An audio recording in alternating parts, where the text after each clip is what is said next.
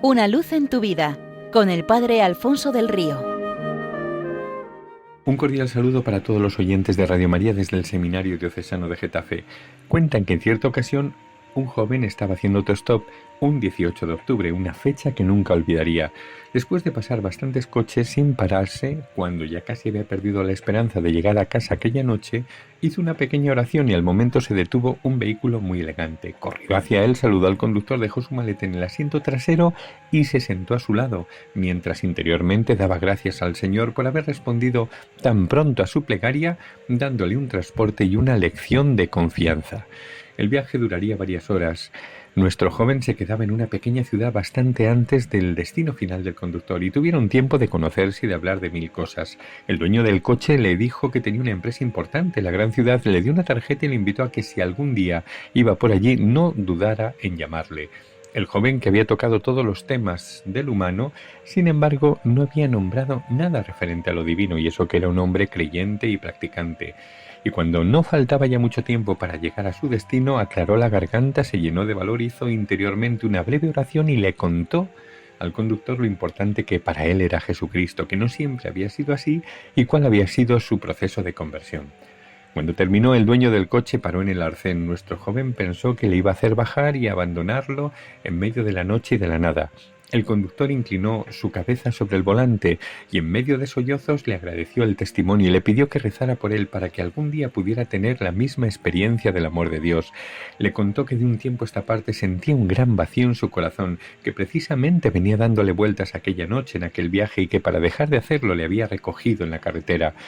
Continuaron el viaje hablando de Dios. El conductor le dijo que aquel acoso y derribo de parte del cielo era lo mejor que le había pasado en mucho tiempo y que lo entendía como una clara señal sobre lo que tenía que hacer con su vida.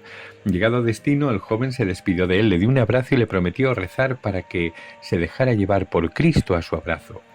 Pasaron unos años y aquel joven, ahora casado y con 2 hijos, tuvo que ir a aquella ciudad donde vivía el conductor que tiempo atrás le recogió. Quiso saber qué habría sido de él. Buscó su tarjeta, se acercó a visitarle, se encontró con un gran edificio que llevaba su nombre. Nuevamente el temor a que no le dejaran entrar o no se acordase de aquella conversación de años atrás le empezaron a echar atrás.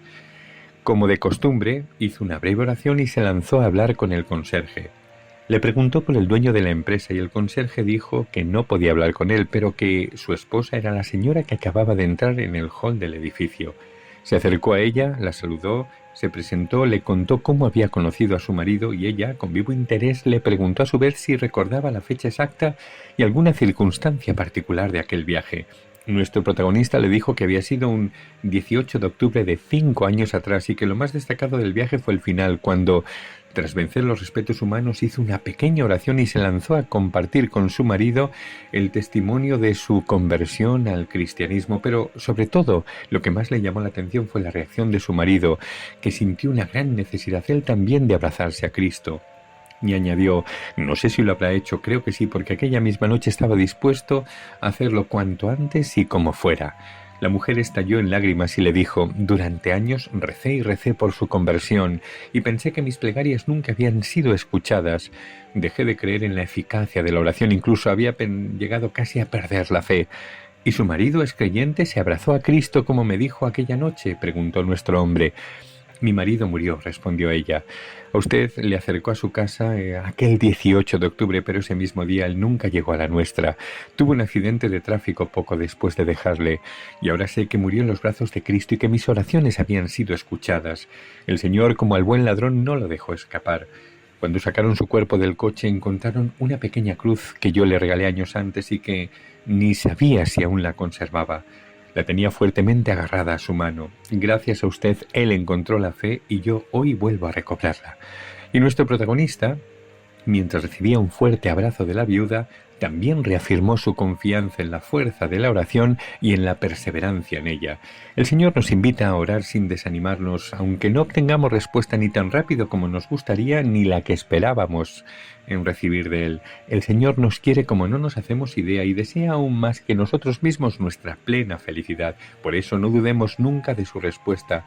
Fiémonos, no nos defraudará jamás.